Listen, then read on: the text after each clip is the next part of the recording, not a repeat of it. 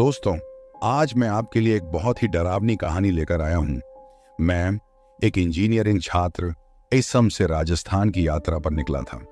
एक सर्द रात में एक अजीब ऑटो रिक्शा ड्राइवर ने मुझे एक सुनसान रास्ते पर छोड़ दिया। डर और सस्पेंस से भरी उस रात में मैंने एक पुरानी हवेली की ओर कदम बढ़ाए, जहां मुझे ड्राइवर की भयानक शक्ल और एक रहस्यमयी किताब का सामना करना पड़ा। हवेली की आत्माएं और रहस्य मुझे अपनी गिरफ्त में लेने की कोशिश कर रहे थे। क्या मैं इस भूतिया हवेली से बाहर निकल सका, या मैं भी इस रहस्य का हिस्सा बन गया? जानने के लिए पूरा किस्सा जरूर पढ़ें। तो दोस्तों, कहानी शुरू करने से पहले मुझे आपसे एक छोटी सी रिक्वेस्ट है कि अगर आप लोग मेरे चैनल पर नए हैं तो मेरे चैनल को सब्सक्राइब करें और मेरी वीडियो को लाइक करें। तो चलिए दोस्तों, बिना समय बर्बाद किए कहानी शुरू करते हैं। हाल ही में इंजीनियरिंग के छात्र के रूप में मुझे राजस्थान की यात्रा करनी पड़ी। मैं असम से आया था और राजस्थान की संस्कृति और स्थानों को जानने के लिए बहुत उत्साहित था। लेकिन मुझे क्या पता था कि मेरी यह यात्रा एक डरावने और असाधारण अनुभव में बदल जाएगी। वो रात बहुत ही सर्द थी और मुझे अचानक अपने दोस्त के घर जाने की जरूरत पड़ी। मैंने बाहर निकलकर एक ऑटो रिक्शा को रोका। ड्राइवर ने अपनी बड़ी बड़ी आंखों से मुझे देखा और एक हल्की मुस्कान दी।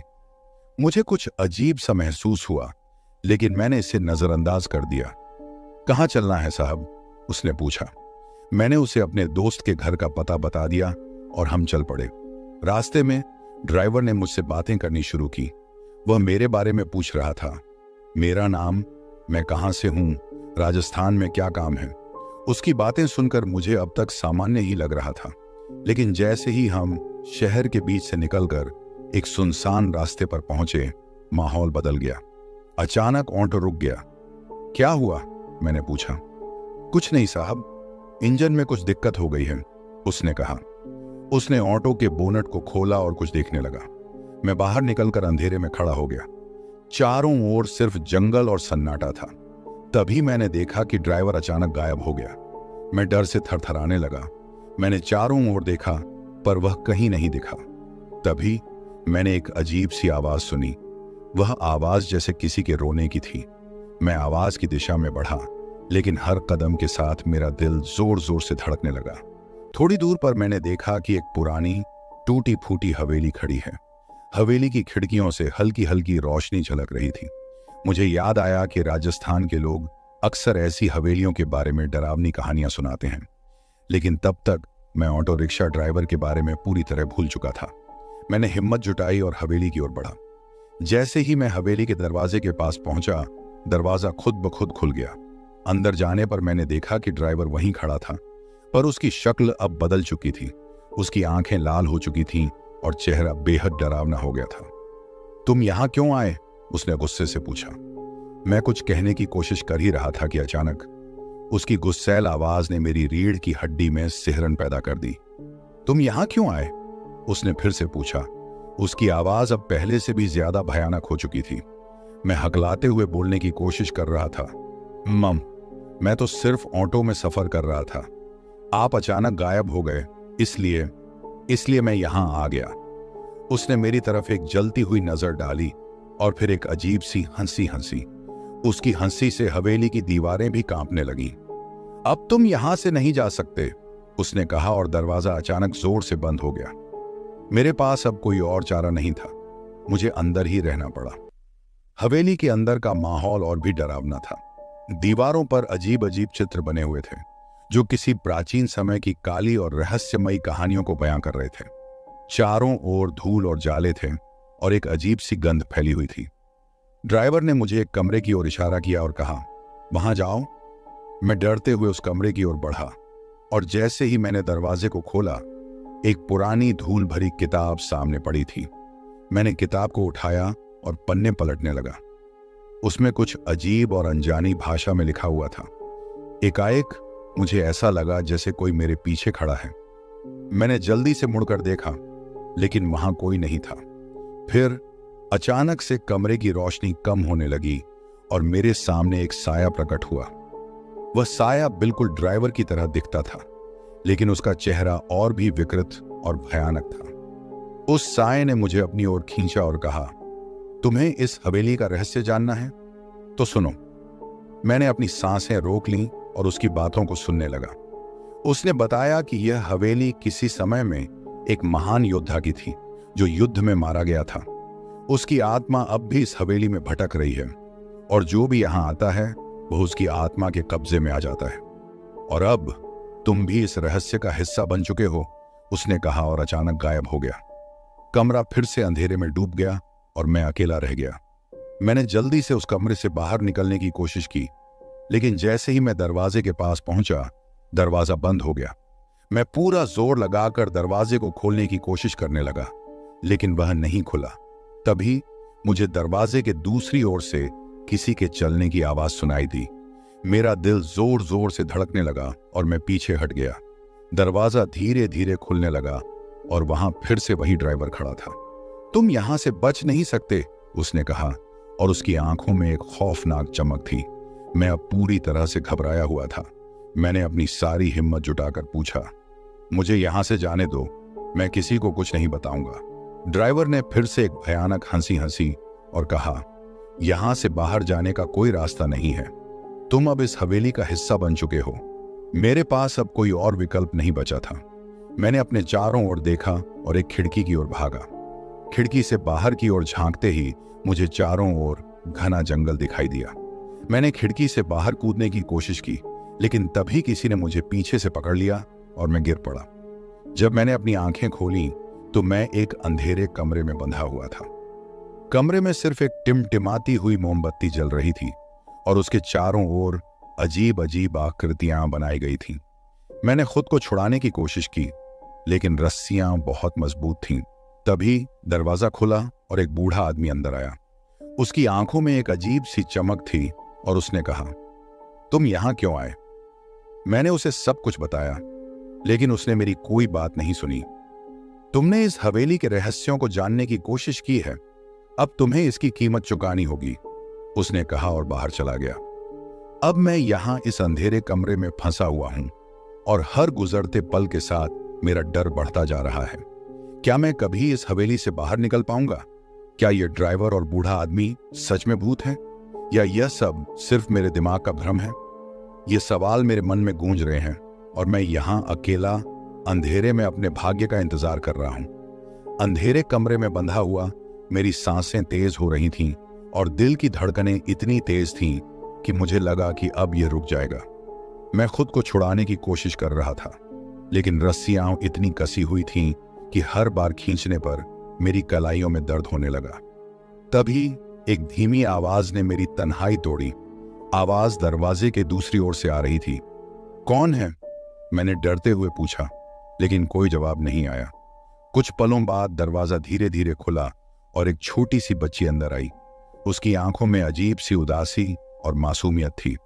तुम्हें यहां से बाहर निकालना होगा, उसने धीरे से कहा। यह जगह बहुत खतरनाक है। उसकी आवाज में इतनी सच्चाई थी कि मैंने उस पर विश्वास कर लिया। लेकिन मैं बंधा हुआ हूं, मैंने कहा। बच्ची ने पास आकर मेरी रस्सियां खोली और मुझे खड़ा होने में मदद की। चलो जल्दी करो, हमें यहां से भागना होगा, उसने कहा। हमने जल्दी से कमरे से निकलने की कोशिश की, लेकिन बाहर का माहौल और भी डरावना था। हवेली की दीवारों पर अजीब अजीब आकार और चित्र बने हुए थे और हवा में एक अजीब सी गंध फैली हुई थी। हम धीरे धीरे चल रहे थे कि तभी अचानक से हवेली में एक जोरदार आवाज गूंजने लगी। तुम यहां से नहीं जा सकते, ये बूढ़े आदमी की आवाज थी। मुझे लगा कि अब हम पकड़े जाएंगे, लेकिन बच्ची ने मेरा हाथ पकड़ा और हमें एक गुप्त दरवाजे की ओर ले गई। दरवाजा खोलते ही हम एक सुरंग में प्रवेश कर गए। सुरंग बहुत संकरी और अंधेरी थी, लेकिन हमने हिम्मत नहीं हारी। यह सुरंग हमें हवेली से बाहर ले जाएगी, बच्ची ने कहा। हम तेजी से सुरंग में आगे बढ़ने लगे। सुरंग के अंत में एक छोटी सी रोशनी की किरण दिखी और हमने अपनी गति और तेज कर दी। जैसे ही हम सुरंग के अंत तक पहुंचे, एक बड़ा दरवाजा हमारे सामने खुल गया और हम बाहर आ गए। हमने राहत की सांस ली और चारों ओर देखा। हम एक घने जंगल में थे। तुम अब सुरक्षित हो, बच्ची ने कहा और अचानक गायब हो गई। मुझे समझ नहीं आया कि वह कौन थी और उसने मेरी मदद क्यों की। मैं जंगल से बाहर निकलने की कोशिश करने लगा, लेकिन रास्ता बहुत मुश्किल था।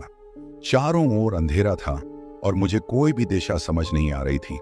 तभी मुझे दूर से एक रोशनी की झलक दिखी।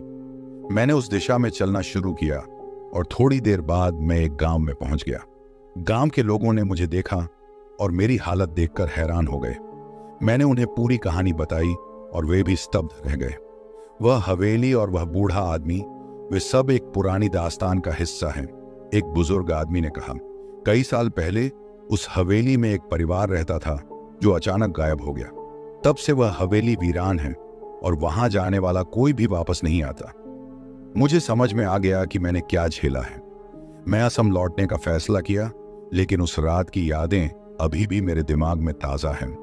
उस ड्राइवर और हवेली का रहस्य अब भी अनसुलझा है और मैं कभी नहीं जान पाया कि वह बच्ची कौन थी जिसने मेरी जान बचाई। यह कहानी मेरे जीवन का एक ऐसा अध्याय है जिसे मैं कभी नहीं भूल पाऊंगा। राजस्थान की वह रात और वह डरावनी हवेली हमेशा मेरी यादों में बसी रहेगी। गुजरात की संकरी और धुंधली गलियों में रात की सन्नाटे को चीरते हुए मैं अपने ऑटो रिक्शा के साथ सवारी की तलाश में निकल पड़ा। मेरी पत्नी और बच्चों का पेट पालने का यही जरिया था। उस रात हवा में एक अजीब सी ठंडक थी, जैसे कुछ अनहोनी होने वाली हो।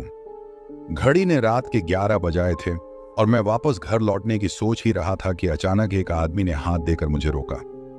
वह आदमी सामान्य दिखता था, पर उसकी आंखों में एक अजीब सी चमक थी जो मुझे परेशान कर गई। भाई, मुझे जल्दी से स्टेशन छोड़ दो, उसने कहा। उसकी आवाज में एक अजीब सी घबराहट थी, लेकिन मैंने ज्यादा ध्यान नहीं दिया और उसे सवारी के लिए बैठा लिया। जैसे ही वह पीछे की सीट पर बैठा, मुझे उसकी हरकतें कुछ संदिग्ध लगीं।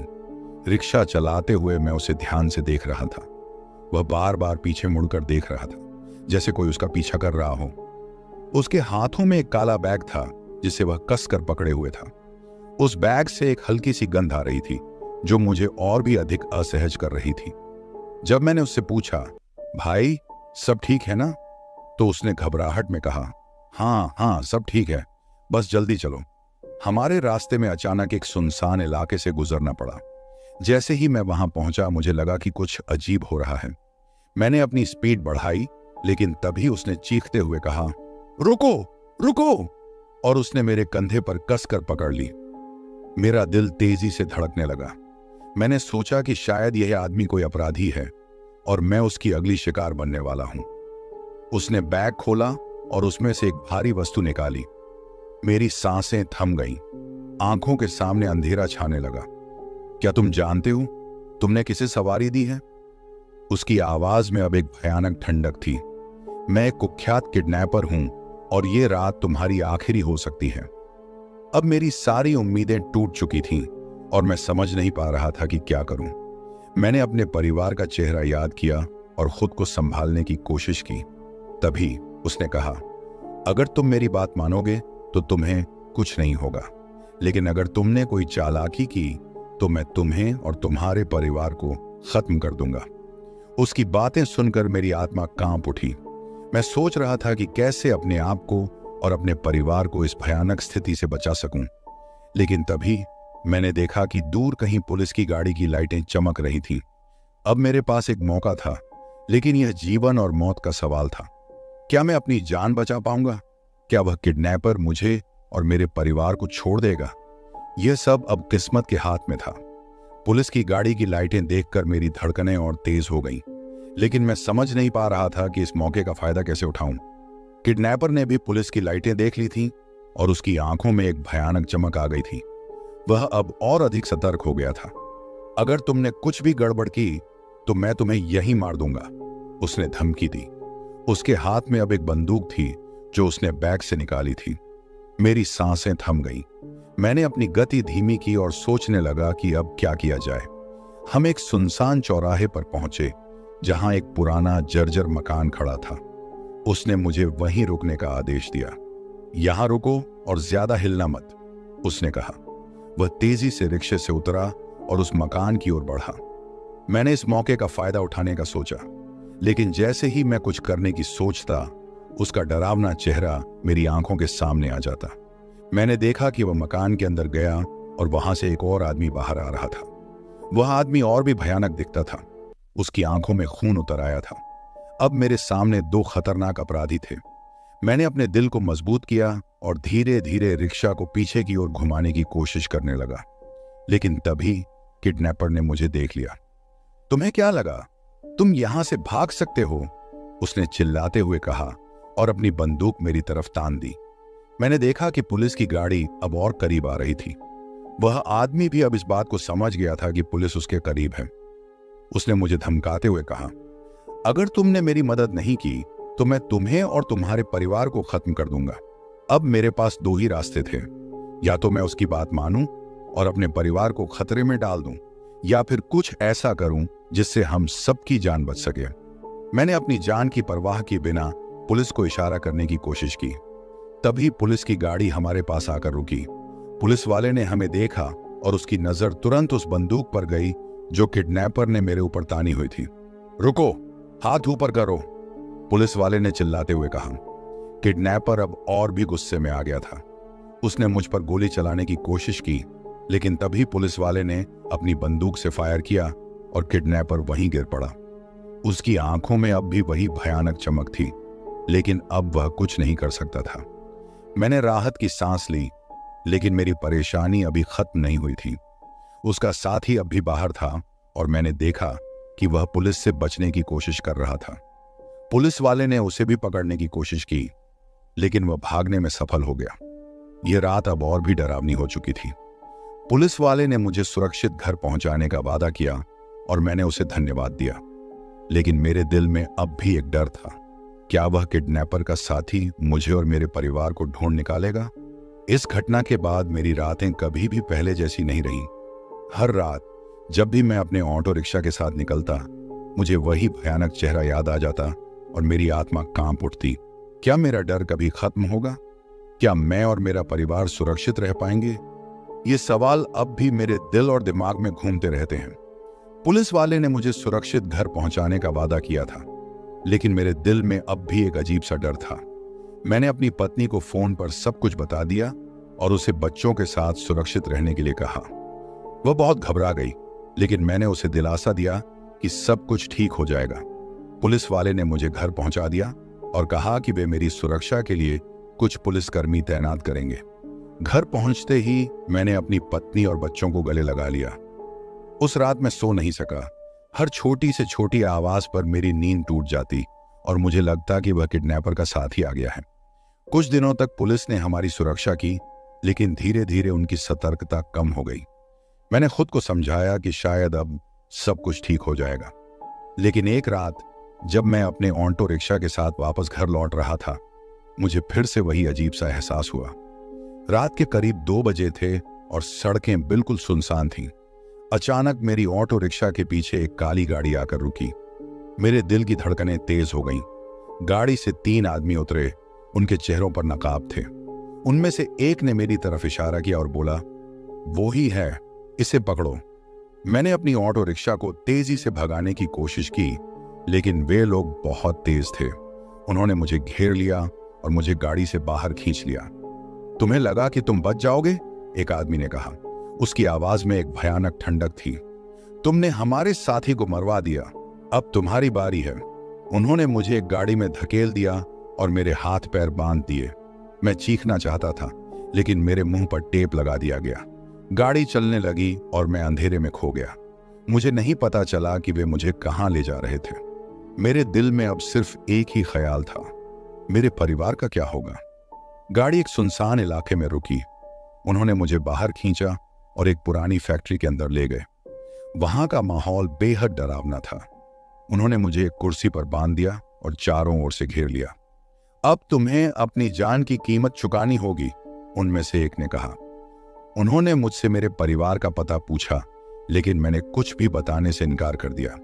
उन्होंने मुझे बेरहमी से पीटना शुरू कर दिया, लेकिन मैं चुप रहा। मेरी आंखों के सामने अंधेरा छाने लगा और मुझे लगा कि यह मेरी आखिरी रात है। तभी अचानक फैक्ट्री के दरवाजे पर तेज आवाज हुई।